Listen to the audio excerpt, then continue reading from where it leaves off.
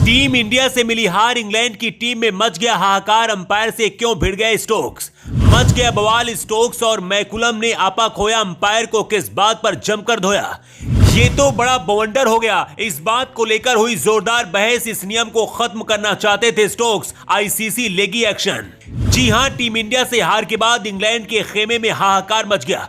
England के कप्तान Ben Stokes परेशान हो गए। स्टोक्स ने अपना मानसिक संतुलन खो दिया और बेवजह की बात पर जाकर मैच रेफरी से भिड़ गए। हैरानी की बात यह है कि बेन स्टोक्स केवल अकेले ही नहीं थे, इस लड़ाई में उनका साथ उनके कोच मैकुलम भी दे रहे थे। खबर है कि इस बात को लेकर मैच रेफरी से इन दोनों ने जमकर बहस की। खबर के मुताबिक ये दोनों इस हार के बाद इतना बौखला गए कि क्रिकेट का एक नियम तक बदलने की बात करने लगे।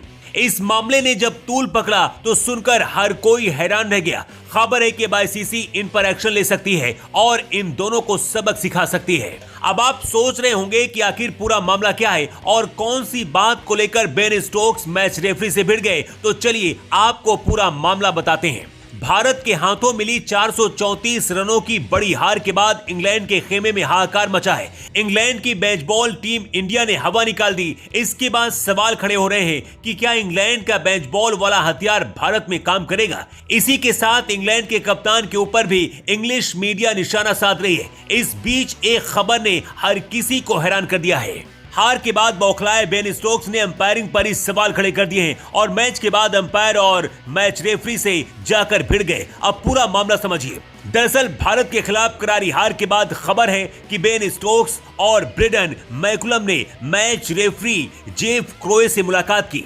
मैच रेफरी से बेन स्टोक्स ने कहा कि हम जैक क्रॉली के विकेट को लेकर बात करना चाहते हैं। दरअसल पहले मामला समझ लीजिए। दरअसल दूसरी पारी के दौरान जैक क्रॉली को बुमराह ने एमबीडब्ल्यू आउट किया था। जिस वक्त गेंद क्रॉली के पैड पर लगी थी तो अंपायर ने उन्हें आउट दे दिया था, लेकिन बाद में इंग्लैंड ने रिव्यू लिया तो गेंद स्टंप को छोड़कर जा रही थी, तो इस लिहाज से वो अंपायर कॉल के हिसाब से आउट हो गए। इस बात को लेकर मैच के बाद स्टोक्स ने मैच रेफरी से कहा, रिप्ले में ऐसा लग रहा था कि बॉल मिस कर रही है, लेकिन उसके बावजूद आउट दिया गया। बेन स्टोक्स ने कहा कि अगर बॉल स्टंप पर नहीं लग रही है तब अंपायर्स कॉल सामने आने का क्या फायदा है। बेन स्टोक्स ने कहा कि मेरा मानना है कि अंपायर्स कॉल को खत्म करना चाहिए, क्योंकि अगर बॉल स्टंप पर लगी है तो लगी है और नहीं लगती है तो नहीं लगती है। मैं इस पर और ज्यादा बात नहीं करना चाहूंगा, क्योंकि फिर ऐसा लगेगा कि हार के बाद मैं इस तरह की बातें कर रहा हूं। अब हां पर सवाल खड़े हो रहे हैं कि जिस वक्त अंपायर कॉल का इंग्लैंड को फायदा होता तो तब तो इंग्लैंड का कोई खिलाड़ी सवाल ही नहीं खड़े करता। अब अपने ऊपर बात आई है तो करंट लग गया। इसके साथ इंग्लैंड के कप्तान को यह भी समझना चाहिए कि ये नियम कोई इस सीरीज में ही लागू नहीं किया जा रहा है। पूरी दुनिया में जो क्रिकेट हो रहे हैं वो इस नियम के साथ ही हो रहे हैं, लेकिन इंग्लैंड के कप्तान को ये हार क्या मिली। कप्तान और कोच दोनों अपना मानसिक संतुलन खो बैठे और इस नियम को खत्म करने की बात कर रहे हैं।